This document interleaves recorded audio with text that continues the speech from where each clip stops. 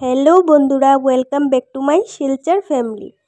তো তোমরা দেখো, প্রাপ্তি আজকে নিজে অটো চালিয়ে ঘরে নিয়ে যাচ্ছে। ও আমার সাথে পিছে বসেছিল, কিন্তু হঠাৎ বায়না করলো যে ও সামনে গিয়ে বসবে। তো ওই দাদাটাকে চিনতাম যে অটো চালাচ্ছে। তো দাদা বলল, দাও আমি নিয়ে চালাবো। তো আমি বলেছি, পারবে? বলল, হ্যাঁ পারবো। তো তাই ভয়ে ভয়ে দিয়েছি ওকে। আর গেছিলাম বন্ধুরা বাজারে মানে ঘরের জিনিস কিছু কিনতে। চাউলও নিয়ে আসলাম। তো অটো ছাড়া তো যাওয়া যাবে না, তাই ওকে নিয়েই গেলাম। তারপর ঘরে আসার পর ড্রেস চেঞ্জ করে আমি কাজ করব এখন। তো তোমাদেরকে সবটাই দেখাবো। তো ওই দেখতে পেরেছো যে আমি দুটা ছোট ছোট মানে শিশি দেখিয়েছি। এগুলা হলো গিয়ে আমার চুলের মেডিসিন। তো তোমাদেরকে আরেকটা ভিডিওতে বলেছিলাম যে আমি চুলের মেডিসিন এনেছি হোমিওপ্যাথিক। তো তেল তো তোমাদেরকে দেখিয়ে দিলাম, আর ওই মেডিসিনটা। আর এটা দেখো, 100 টাকা। এটা হলো বাংলাদেশের 100 টাকা। এটা আমার একটা ফ্রেন্ডে আমাকে দিয়েছিল। আর এটা হলো আমাদেরই মানে ইন্ডিয়ান 1 টাকা।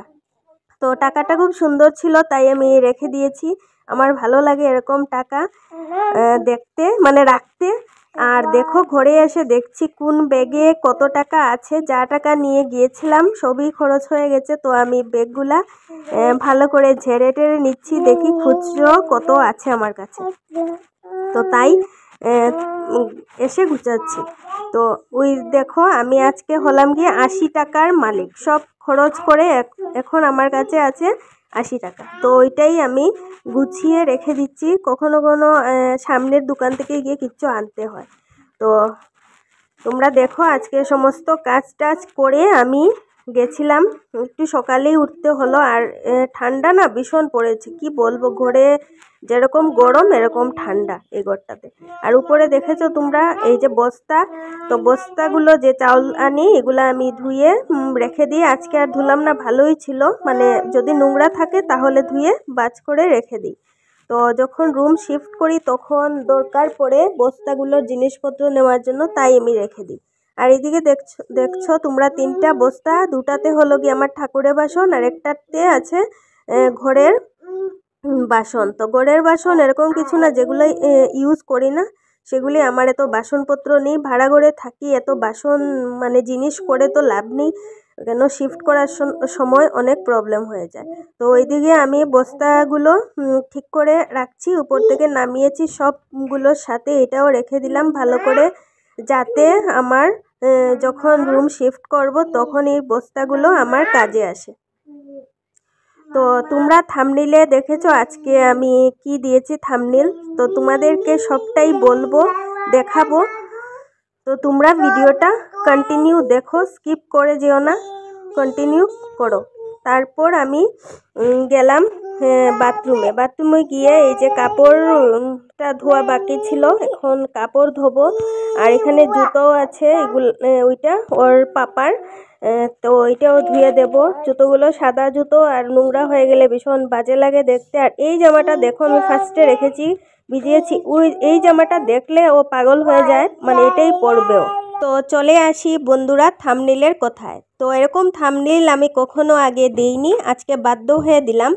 একজন আমাকে আমার একটা শপিংয়ে গেছিলাম একটা ভিডিও, এই ভিডিওতে আমাকে কমেন্ট করলো যে दीदी बाथरूम का वीडियो बना के दीजिए, बाथरूम जाने का वीडियो बना के दीजिए। तो যাই হোক, হিন্দিভাষী না বাংলাভাষী ছিল জানি না আমি। তো শুনো ভাই, তুমি যখন দিদি বললে, তো তোমার দিদিকে কি এরকম করে কথা বলবে? তো তোমার যদি এতই বাথরুম মানে দিদির বাথরুম দেখার ইচ্ছে হয়, তাহলে তোমার দিদিকেই না বলে ফেলো একবার যে বাথরুমে তুমি লাইভ দেখতে পারবে। তুমি ভিডিওতে কষ্ট করে কেন দেখবে? দেখো, আমরা এখানে কষ্ট করে ভিডিও বানাই। আর আমি জানি নেগেটিভ কমেন্ট যারা করে ওরা করেই থাকবে, ওদেরকে মুখে ধরা যাবে না, কারণ ওদের হ্যাবিট। বড় বড় ইউটিউবারদের করতে পারে, তো আমি আর কি।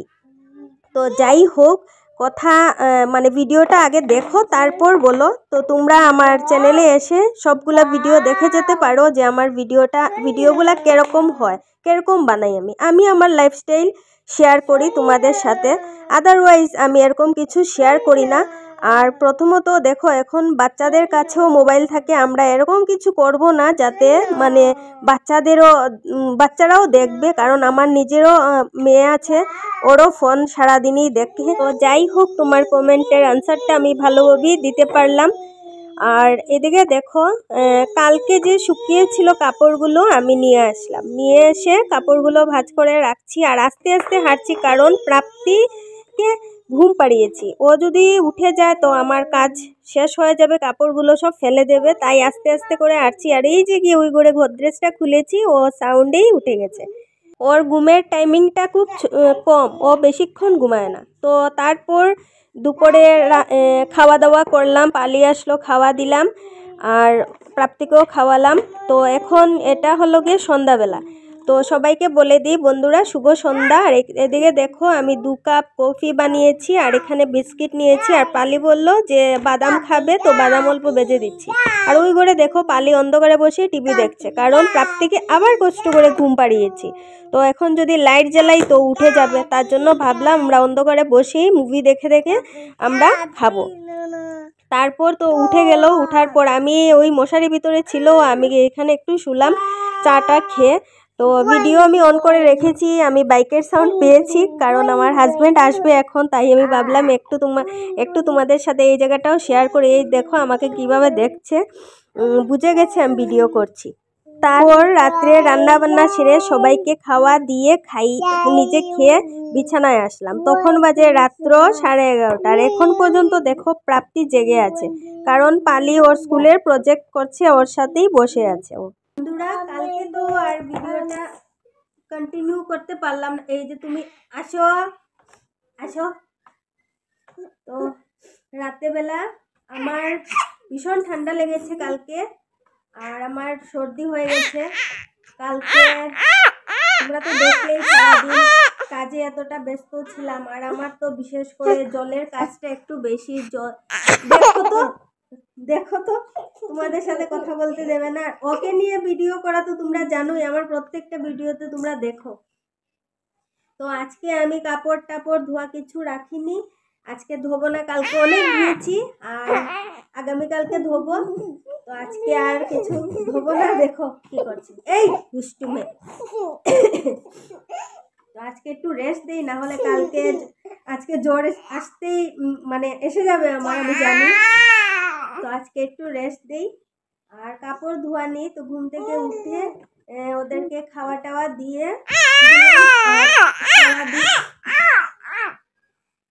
কথা বলতে দেবে না। তো সারাদিন আজকে আমার এরকম কিছু কাজ রাখিনি। আজকে ভেবেছি কাপড় চেঞ্জ করব, ড্রেস চেঞ্জ করব, আর স্নান টান করবো না। আর মাথায় দেখো কি পর্যন্ত আমার তেল দেওয়া, তো হয়তো তেলেও এরকম হচ্ছে, সর্দিটা লেগে আছে। তো আজকে আর মাথাও ধোবো না, কালকে ধুতে হবে, কারণ আমাদের ফ্যামিলিতে একজন মানে আমার হাজবেন্ডের ফ্যামিলিতে একজন মারা গেছেন। তো কালকে হবে শুদ্ধ। তো কালকে ভেবেছি একেবারে মাথায় শ্যাম্পু টেম্পু করে স্নান করে নেব। তো ওইটাই। তো আজকে আমার পুরো ভিডিওটা তো তোমরা দেখলে। আর বন্ধুরা, তোমরা আমাকে যেভাবে ভালোবাসা দিচ্ছ সেভাবেই দিয়ে যাও।